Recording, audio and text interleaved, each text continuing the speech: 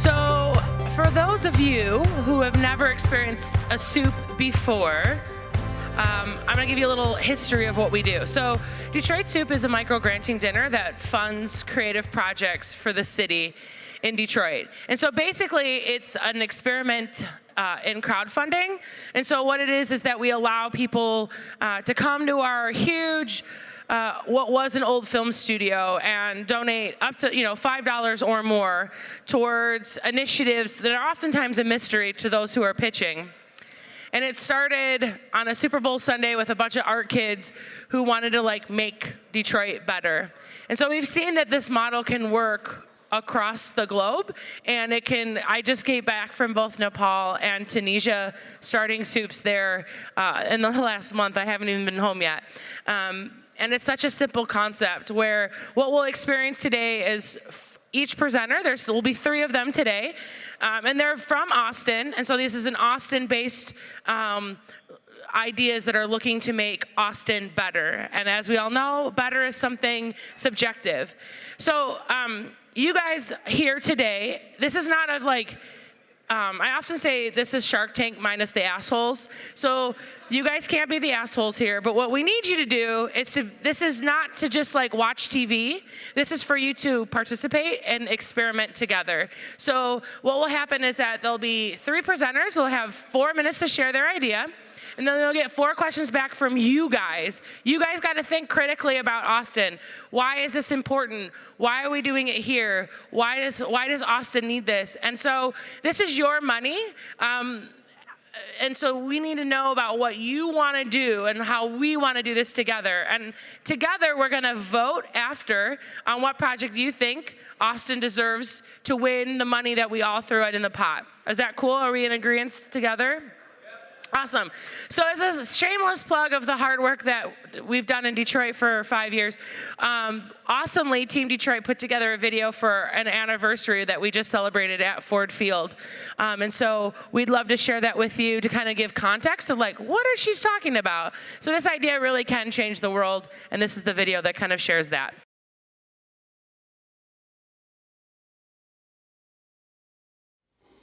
Well, a group of us came together to do a women's event at the Crowfoot in Pontiac. It was brought together by Freddie Wischusen, and he brought together a group of amazing women. We wound up calling it Women, but it was a festival that had music and art and crafts and nonprofits that benefited women, and it was all to kind of create a positive environment around feminism. Did a women's event, and these women realized that we weren't alone, where oftentimes we might feel very alone. And our friend Kate experienced a dinner in Chicago where the model of soup originated. And through that, Jessica Hernandez and I met and started brainstorming. We had kind of met, through mutual friends, and she kept telling me about this idea that she had to start a microfunding dinner.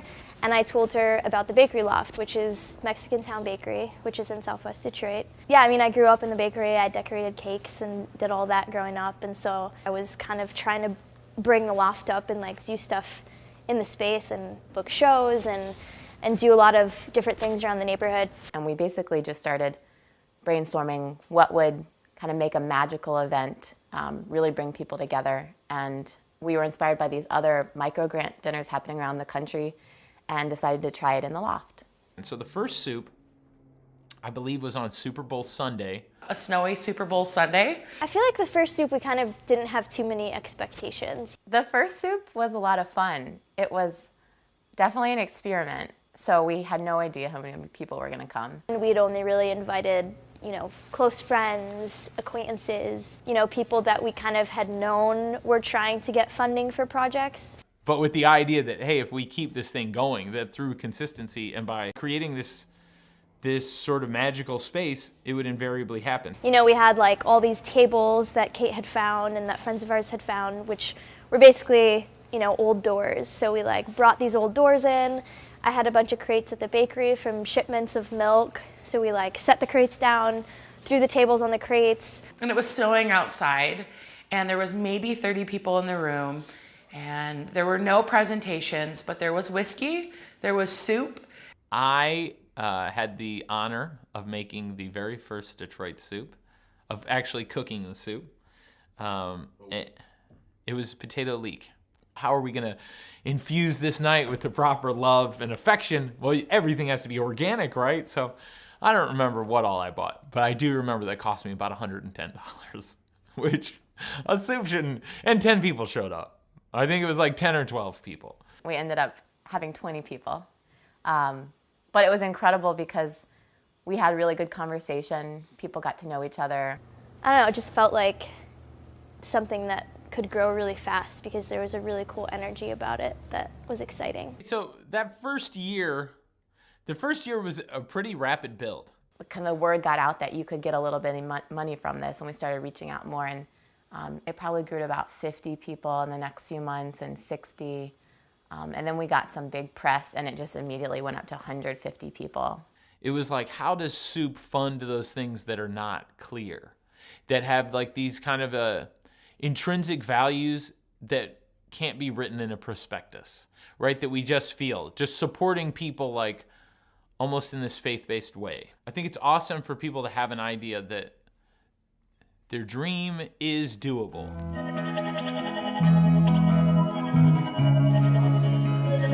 Hello, my name is Veronica Scott, and today we're sitting here in Pony Ride, which is the headquarters of the Empowerment Plan, an organization based here in Detroit that hires homeless single parents from shelters and trains them how to make a coat that turns into a sleeping bag.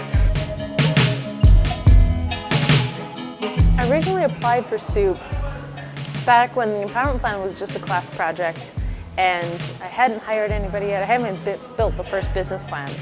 And I had this weird, what looked like a giant trash bag, which was the code at the time. One of my teachers brought up, he's like, there's this new thing going on. It's in Southwest, there's this thing called Detroit Soup. If you want some money to start up, that may be a good place to go. We ended up winning about $850 that night, which was like the most sum of money I'd ever received up until that moment.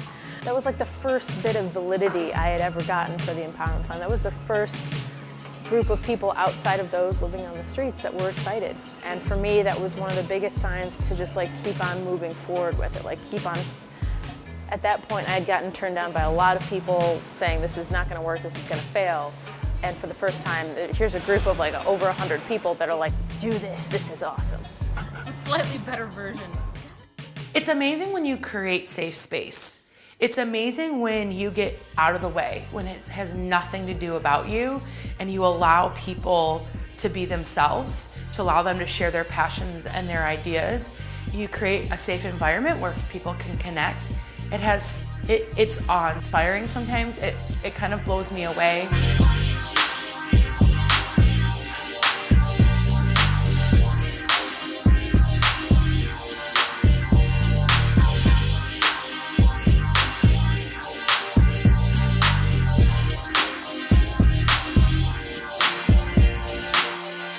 So for most of the people in this block, I'm Reverend Joan, or they call me Revy Rev sometimes. I am Reverend Joan Ross, the director of North End Woodward Community Coalition. Today we're on the porch of one of the installs that we have done, light installs. We've been putting in solar lighting. Back in 2010, the North End were put in the dark. Literally, all our lights are off. We talked with a lot of the neighbors here, and we felt we needed to do something about this. The SOUP grant was one of the most spectacular things, and it was the first piece of funding that we applied for. And from there, we were able to build onto that and get a grant that have helped us purchase 10 lights for the North End. Isn't that something? Isn't it amazing what you can do? We're doing solar yard lighting. So the lights are put on private property on the resident side. We wanted lights that we control ourselves. It would be a dream that every house in the North End who wants a light would have light in their front yard, and we'll never be in the dark. Sit On Detroit is a project to fill as many bus stops in the city without benches, with benches. Waiting for the bus is no fun. Waiting on anything's not any fun, especially when you gotta stand up. And so we tinkered around with kind of different ideas of how we can make furniture, but make it also interactive. We just started building benches with bookshelves added to it. We pulled together our money. We had $50 and we said, shit, let's go and do it. Let's at least try to build one of them. That ended up leading us to getting awarded $1,200. It kind of put us in the limelight of, community supporting it. We had people who wanted to come out and, volunteer to help build benches. I mean, every time me and Kyle go past the bench, there's somebody sitting on it. It's always cool. We always point it out to each other, and it makes us feel good because that's the purpose. The purpose is for people to sit and just, relax. It's a great feeling. It's funny, we actually tell everyone it's an ice cream truck. Well, because nobody really understands what a step van Or a box truck is. And then the next question is whether or not we hand tools out of the window. And I'm like, we don't actually have a window. We are standing in front of the Lots of Love Detroit tool truck. We run a mobile tool lending library called Lots of Love Detroit, where anybody with a community improvement project can call us and we will bring out our tool truck to their improvement project and assist. Well, once we won Detroit Soup, we felt a sense of accountability. Soup community really reached out to us. We had some members in the audience who were from the Free Press, and they reached out to us and were able to help, do a story, spread the word, and help with the outreach. Even like an Indiegogo or a Kickstarter, if your Kickstarter doesn't get funded, it's just a bummer. But if you don't win at Soup, there's still 20 or 30 people that come up after you that's like, wow, that's an awesome idea. I'd love to talk to you about it more. I'd like to help in this way. So there really, this might sound a little cheesy, but there really are no losers. Because it's really just something about people coming together around your idea and wanting to believe in it that really can give you that extra boost. We are in Albert Kahn building. I used to be at a bank. We're at the corner of Milwaukee and Woodward. My name is Danielle Colts. I go by the name Doxy. This is the Homeless Backpack Project. Okay, what we do, is we help homeless. We help people who are on the edges of society. Basically, what we do in the backpacks now is we have things like canned food, feminine hygiene products, Kleenex, hygiene packs, clothes. I had heard about Soup. Detroit's the biggest small town ever, man. You hear about the cool stuff, and it was really full that night. And I remember it was a nice cozy room, and there was art, and I met a ton of people I already knew, and I met a bunch of other people who were really interested in the project. And that's how I met Kim and Chris. They own this wonderful place that we're at. Before they were down here, this was in my basement. And they said, hey, Docs, we've got an extra vault, do you want it? And I'm like, what? So now all this stuff doesn't have to live in my basement and in my garage. And, the things that are in these backpacks are just simple items that can make a big difference. All right, so this is our raspberry patch. We started out with 3 or 4 plants, and you can see it's sort of grown into a raspberry jungle. My name is Pam Weinstein, and we're here at the Grandmont Rosedale Community Garden. We founded the garden in 2009. This vacant lot had been used as a parking lot, so we kind of felt the need to mark the boundaries so that people would know, no, you can't park your cars here anymore. We put our proposal together and we went to Detroit Soup, and we were thrilled when we learned that we had won. We've been working on replacing the fence a few sections at a time, but tonight was the last. We finished the last section. We're putting in the last pole. So this is the completion of our project, and we're just really grateful and thankful to Detroit Soup and all the people in the community who've supported us, and we really love our awesome fence. I feel like there are a lot of things that are really special about Soup. Just by being there, it's asking each person to look within them and say, what do I really value? Like, how do you compare an art project to a garden, to neighborhood infrastructure? Over dinner, being able to sit at those doors as tables and talk with people, sometimes that you don't even know, about what type of city you want to live in, why you're going to vote for this project over the other project. To really believe that, based on what we value, that shapes the type of city we live in, the type of work we make, the type of things we support. There's still a lot of space in Detroit for these soups to happen, even deeper in these neighborhoods. So I really want to move into the next year of really helping provide for people to take this model, really take our learnings of the first 3-4 years, empowering these neighbors and empowering these neighborhoods. But we wouldn't have got there without that first year of just letting things happen, saying yes to everything, no rules, just letting things happen. I'm cool with that.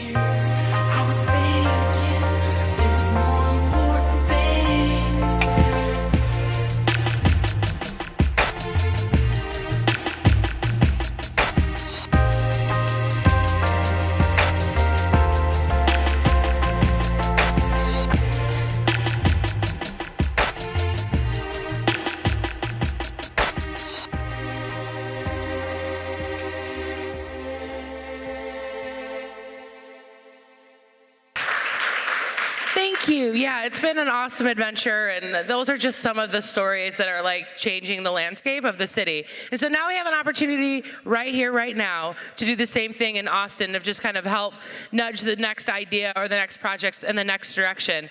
So like I said, you guys get 4 questions to ask these presenters, and then it'll be quick, 4 minutes, 4 questions from you guys, and then we'll eat and vote. And the thing is, there's a whiteboard over there, and if you have a resource that you think you can share with some of these presenters, we would love for you to write it down on a sticky note, put it on there, or go talk to them yourself. Yeah, so let's start. So our first presenter for tonight is Cameron with Jamfeed.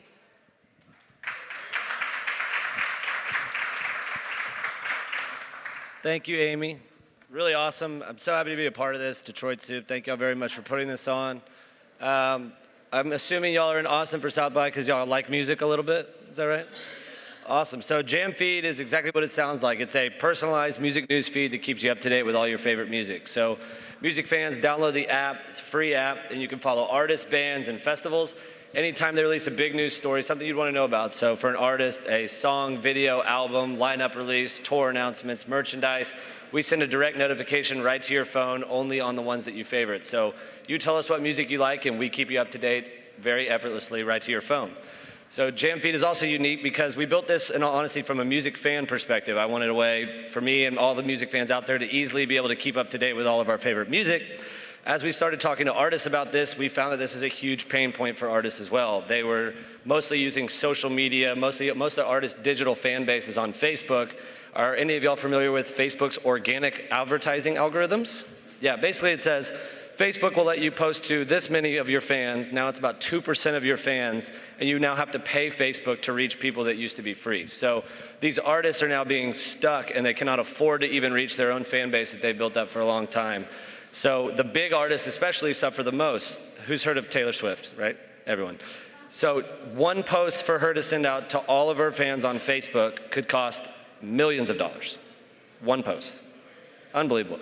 So it's not even affordable for her, who's one of the highest income earning people in the music industry, much less the small artist who's trying to reach their fan base. On top of that, they could spend all this money, and what happens if nobody gets on Facebook? So what we're trying to do is bridge the gap, not only for music fans finding an easy way to stay up to date, but for artists to actually engage with people on their phones. What are you going to look at first every day, Facebook or your cell phone? Or what about email or your cell phone? So our goal is here to move forward with the mobile revolution. We want fans to be able to connect here directly to artists. We're now building out the platform for artists to essentially hit you right to your phone anytime they have a big news story. All of this can be done through location services, so we can send out a message that, if you were to look at our app, that Kanye West might be coming in town for South by Southwest, and we can send that to people that are in the city of Austin. I think what's really unique here is that we are one of the only apps that is kind of an all-scale, kind of a business in a box for music. You can stream music, you can buy concert tickets, you can read news stories, and you can also watch YouTube videos and buy merchandise all within one place. So we've literally created this mobile platform for artists to use. And not only that, it is a better tool in my eyes, right? Hitting people on their phones is more effective than social media, because the reality is social media was not built for musicians. We're actually building this out for the artists, and on top of them being able to have a better medium of exchange right to their fans, we've also created an entirely new revenue stream through mobile advertising. So we make money through advertising as well. Anything that's advertised on an artist page, they actually get a distribution from our company. So where people are not buying music anymore, everybody's streaming, these artists are struggling to find ways to monetize. We actually have created an entire new revenue stream for them and music festivals. Speaking of music festivals, how many of y'all went to ACL? Are y'all from Austin? Anyone go to a music festival last year? Did you download the app for the festival? How long did it take you to delete it after you left the festival? Pretty quick, right? There's no value for it. So we've also solved a huge problem for festivals. We allow them to communicate with all their fans 365 days a year right to their phones. So for tickets, lineup releases, you name it. We're also looking to expand into having, you could follow venues, so you could follow Stubbs Barbecue in Austin here in the near future and get updates right to your phone as well. So our goal here is to be one of the only companies, in my opinion, that helps both artists and fans. Spotify as a consumer, great for me. $10 a month, unlimited streaming. Ask an artist how they feel about Spotify. Look at what Taylor Swift did with Spotify when she released a new album. So our goal here is to not only help fans be engaged, but to also help artists, support them, help them reach their fans more effectively, and also give them a way to monetize on their brand and their content, which is the majority of who they are and how they're expressing themselves on the digital means. So Jamfeed is just getting started. We launched on iOS October of 2014 and Android 2 weeks ago. And if y'all have any questions, let me know.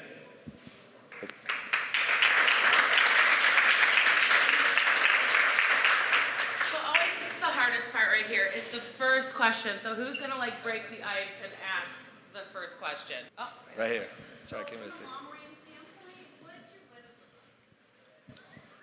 Define long range. 5 years from now. That's not super long, but that's long enough. For our budget? Yeah, what do you need? The great thing is, like right now, most of our income is spent on employees to manage the content. As we give this to the artists themselves, that actually takes a lot of legwork out of it for us. So most of our stuff will be web services, development, and maintaining just a couple employees to really make sure the app is running smoothly. But the great part is the more artists that we distribute this to, the less work that we actually have to do. And in my eyes, if our goal is to be the first person to let you know about a new story coming out from a musician, who can beat us if the artist is doing it themselves? next question. How does an artist sign up for the app, and then do they have any control over the content that's being pushed through the app? Yes, so right now we are still managing all the content. The artist management platform is in development. Like I mentioned, we built this from the fan perspective, then listen to the artists, and now we're building out the other side. So an artist can go to our website and contact us through the website to add their own page. You can even go through the app on our settings menu and add the artist and request it. So even you as a music fan could request an artist. If you are at South by, you saw an awesome band, wanted to follow them and get updates, and they're not on there, you could submit that to us. Ideally, in about 2 months, the artist will be able to click a link on our website, type in all the information, and right now we just have them sending content to us if they want us to add it. It's very easy. I mean, we can build an entire new artist page from scratch with streaming news stories, videos, and concerts in about 20 minutes. So we're just trying to get that process to not have to be manually done by us and give it over to the artists. Awesome. Well, thank you so much. Thank you. Yes. Hooray, hooray.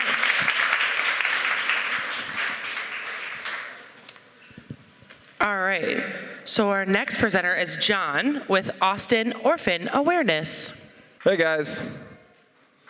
Hi. I just want to start by thanking all of y'all for being here. Like, this is South by. You've got other stuff you could be doing right now, so really appreciate it. Other than you Team Detroit people, you don't have a choice, so thank you for paying attention. Everybody knows the video you see, the advertisement on TV that shows you the hungry kid in Africa, the child in Indonesia, the orphan with the distended belly. Save this child. Donate money so it can go on the other side of the world and save a kid. I went into social work at UT with that idea in mind. Hearing that, seeing that, knowing that, and that needed to be changed, that there needed to be something done about it. What I found out along the way in the past 3 years is that there are kids who, when we look other places, we don't see. We don't see the 117 kids as of the 15th of last month that are in Austin, in Williamson, Travis, and Hayes County, like Paul, who need families. They are waiting. In the packet, it tells you the information I sent Team Detroit. These kids wait for an average of 2.5 years in 3 or 4 homes. They get moved around for that time. It isn't sitting there stable with one family. They get shifted. They've gone through trauma. They've been abused. They've seen things that most of us would never dream of. You never want to see a child go through that, and yet when a child does, we tend to overlook them. We go other places to find and adopt. We see it on TV, but we don't ever think that it's possible for us to be in the game. We are developing a social marketing campaign in my communities class in the social work school this semester to go out and effectively communicate that, to tell people about the kids that are locally here that need families, that need forever homes, that need better foster care. To change legislation, yes. To fight for better foster systems, yes. But in the end, to let people know that there are kids waiting and that you need to get in the game. I talked to the guy at the front door right before this. I said, hey man, you should come and vote for me. He goes, oh, what for? And I told him what the issue was. He goes, I never knew there were kids in the city that needed to be adopted. That's the problem. That's what we want to fix. We want people to know that this is an issue and that you can actually do something about it. With anything that we raise tonight is literally going to go for t-shirt printing, for radio time, for visual and audio design, for a commercial if we can, for 30 seconds on a radio channel, for setting up a sign that I can wear on my shirt that tells people, ask me a question about this. I have an answer for you. Get in the game, do something. That's all we really want. We want people to know about this and to move. Whether that's through fostering someone, whether that's through adopting, whether that's through helping finance another family, whether that's through getting out and going on Advocacy Day to the Capitol, that's up to them. We just want them to know that this is an issue. That's all I've got. If y'all have any questions, I'm more than happy to answer.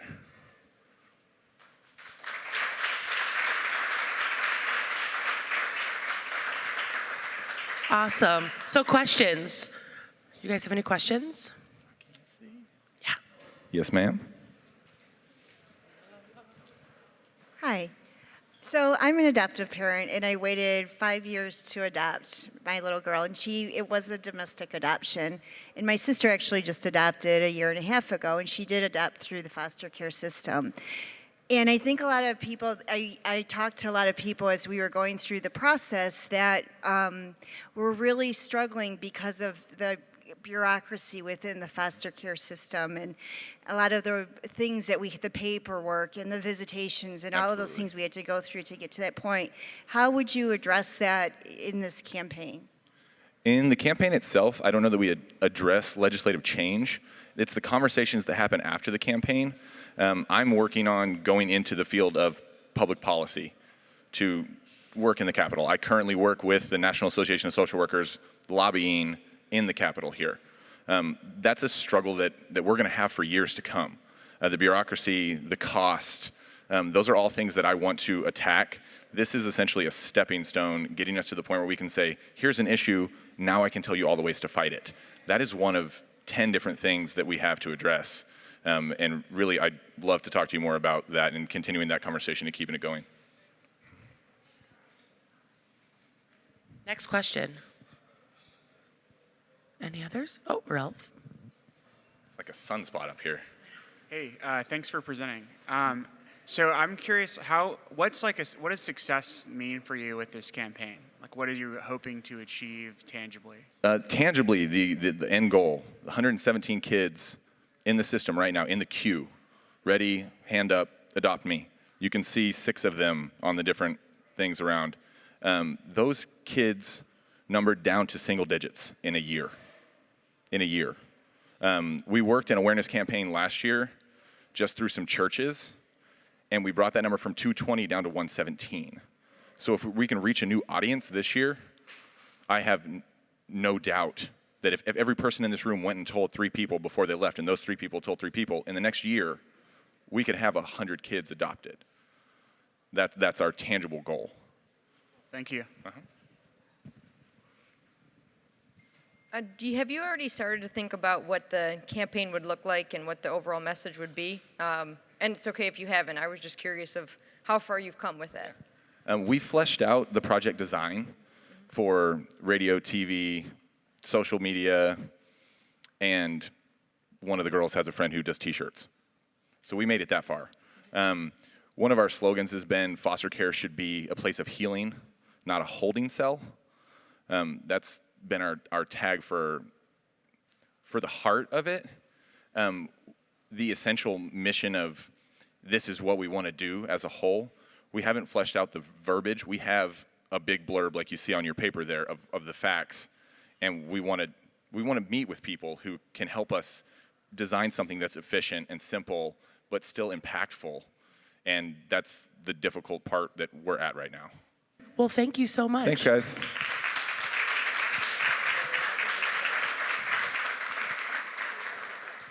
So our next presentation is Haley with the City Creek Project, St. Albans Tributary Revitalization. Hi, everyone. Thanks so much. I'm so excited to be here and to have been selected to speak today. This is an idea that I've had that y'all are the first people to hear about it, so I'm really very excited. This is a project that has come literally out of my own backyard. I'm a freshwater ecologist. I've been studying urban creeks in Austin since 2004. And I've also worked a lot in endangered species conservation and in climate change research during my time at UT Austin. And those are really big things that sometimes for all of us can seem really overwhelming, like really big global problems. How do I even make a dent in this? So sometimes when I'm feeling overwhelmed, I start to think about what I can do in my own backyard. I'm also a fairly recent homeowner in Austin, down in South Austin. I've lived at my place down there for 3 years this coming April. And as an aquatic ecologist, I was very excited to see when I moved in that there's a creek in my own backyard. So there's a little place for me to nerd out and study back there. But a couple of things concerned me when I moved in. One is that there's a fence in the back, so there's our house, then there's our backyard, then there's a fence. And these were the bars that were on the fence gate. They were literally screwed shut, so I couldn't even open the handle of the fence gate and go through into the creek. And so I busted out the drill and I took these off, and now I actually use them as a digging tool to plant native plants, so fence gate.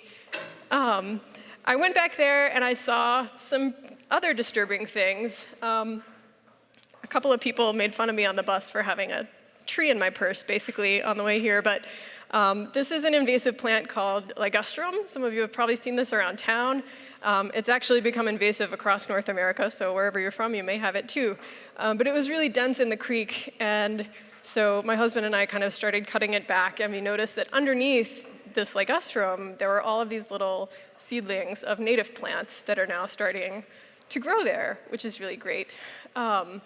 And so my project, the City Creek Project, really seeks to try and take back this urban creek. It's a little bit unusual in that it's a creek in private homeowners' backyards. It's not a public creek, so there's no city support to kind of get in there and clean it up and restore it.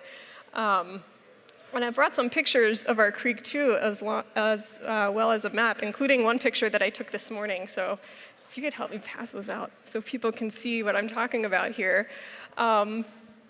So there's also a lot of litter in this creek. So when I unbarred those gates and I saw all the ligustrum, I looked down and there were 3 duffel bags full of trash that had been dumped. There were a lot of people trespassing, walking back and forth. My neighbor last year was robbed through this creek because someone had come back through the backyard, hopped his fence, robbed his house, and departed through the creek.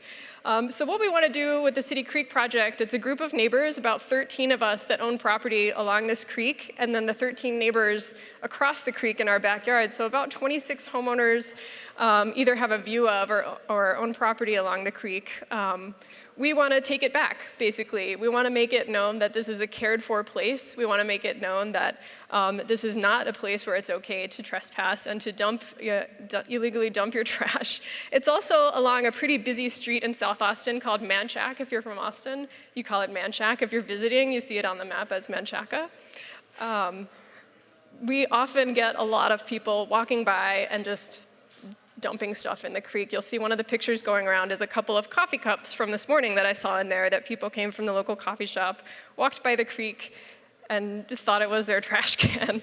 So what we would like to do with soup funding, if we are lucky enough to get some, is to work with a local artist, Christine Colby, who's also a freshwater biologist, to create some public awareness signage at both of the public access points to the creek, along with a park bench. And this signage would help let people know what the natural wonders are in this creek, tell them the history and natural history of our creek, and also provide trash and recycling receptacles to hopefully encourage people to not throw their things in the creek, but into those receptacles. So please help us take back our creek and unbar the gates along the entire creek length. Thanks so much. Awesome. All right. So questions. Do you have any questions for Haley? Questions, yes. Oh. I also have some of Christine's artwork if anybody wants to take a look. Awesome. Well, it sounds like, Ralph has a question here. Hi, thanks for presenting. Thanks for listening. When you get the signage in there, will the creek be like open to the public? It sounds like it's not public space, but people basically treat it that way now. Is it going to be? Yeah, so there are two busy streets that have public viewpoints.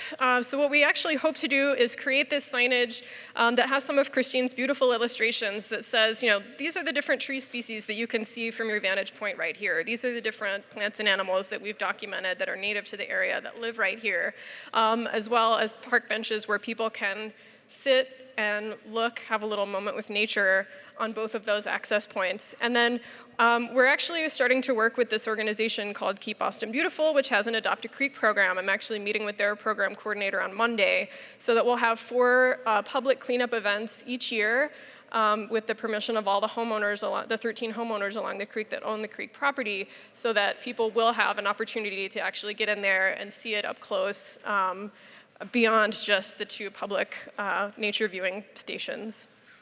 Yeah, thanks for the question. Any other questions? All right, well, thank you so much. Thank you. For your sharing. So now y'all have experienced your first soup, and we're not done yet because now we've got the soup part. There's soup and salad and some bread. There's a voting box. So simply take the pen. I know this is really low tech. Circle your answer. Drop it in the box. Stick around. I mean, the really amazing part about Detroit Soup is that we've had a couple meet and get married. We've had people receive jobs, people connect and share. It's because of this part of the dinner, or the lunch in this part, of us just sitting and talking. So don't vote and just rush out of here. We'll probably take about a half hour to do this, and then we'll announce the winner, and we'll go on with the rest of our day. But thank you so much for being here.